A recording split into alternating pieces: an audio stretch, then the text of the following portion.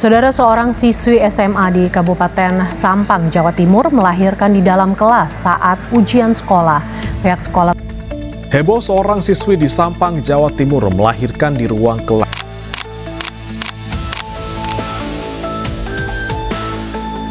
Assalamualaikum warahmatullahi wabarakatuh. Salam sejahtera untuk kita semuanya. Yang saya hormati dosen pengampu mata kuliah bimbingan konseling dan juga rekan-rekan semuanya. Perkenalkan, nama saya Rosa Safarina dari Prodi Pendidikan Administrasi Fakultas Ekonomika dan Bisnis Universitas Negeri Semarang. Yang pada kesempatan kali ini izinkan saya untuk menyampaikan pandangan mengenai kritis moral yang tengah melanda remaja, khususnya dalam bentuk pergaulan bebas, serta bagaimana peran pendidikan sangat penting dalam menghadapi tantangan tersebut. Hadirin yang saya hormati, beberapa waktu yang lalu publik dikejutkan oleh peristiwa seorang siswa SMA di Sambangan yang melahirkan di dalam kelas saat ujian berlangsung.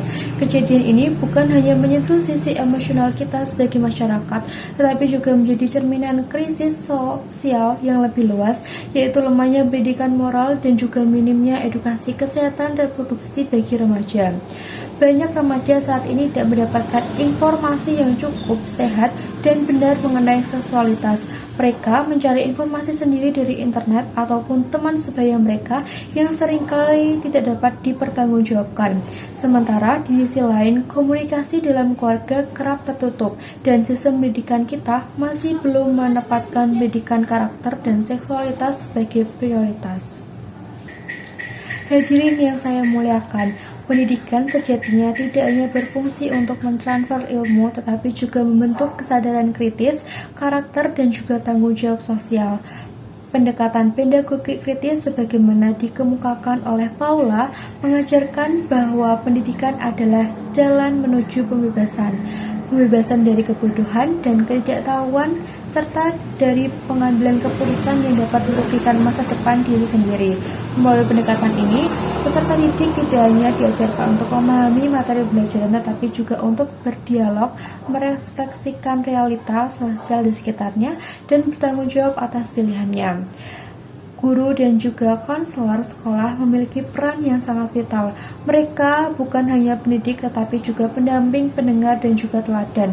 Pendekatan humanistik yang penuh empati sangat dibutuhkan agar siswa merasa aman untuk berbagi dan mendapatkan arahan tanpa merasa dihakimi. Bapak Ibu sekalian, krisis moral ini tidak bisa diselesaikan dengan pendekatan tunggal. Kita harus bersinergi dan juga saling bekerjasama dalam berbagai pihak. Sekolah perlu untuk mengintegrasikan pendidikan seksual berbasis nilai agama dan moral secara sistematis ke dalam kurikulum. Guru dan konselor juga harus mendapatkan pelatihan untuk mendampingi siswa dengan pendekatan yang lebih empatik dan bebas stigma. Orang tua juga perlu membuka ruang komunikasi yang sehat juga penuh kasih sayang ketika remaja berada di rumah, serta pemerintah dan tokoh masyarakat serta media yang perlu menciptakan lingkungan kondusif bagi remaja untuk tumbuh dan berkembang secara positif. Hadirin sekalian, remaja adalah masa yang penuh dengan pencarian dan juga pertumbuhan. Tugas kita bukan hanya untuk menghakimi mereka, melainkan hadir sebagai pembimbing, pendengar, dan juga pelindung, karena pendidikan sejatinya adalah tanggung jawab bersama dan masa depan bangsa terletak pada bagaimana kita mendampingi generasi muda hari ini. Demikian yang dapat saya sampaikan. Semoga kita dapat mengambil peran aktif dalam membimbing remaja untuk menuju kehidupan yang lebih sehat, lebih sadar, dan juga lebih bertanggung jawab. Sekian yang dapat saya sampaikan. Terima kasih dan wassalamualaikum warahmatullahi wabarakatuh.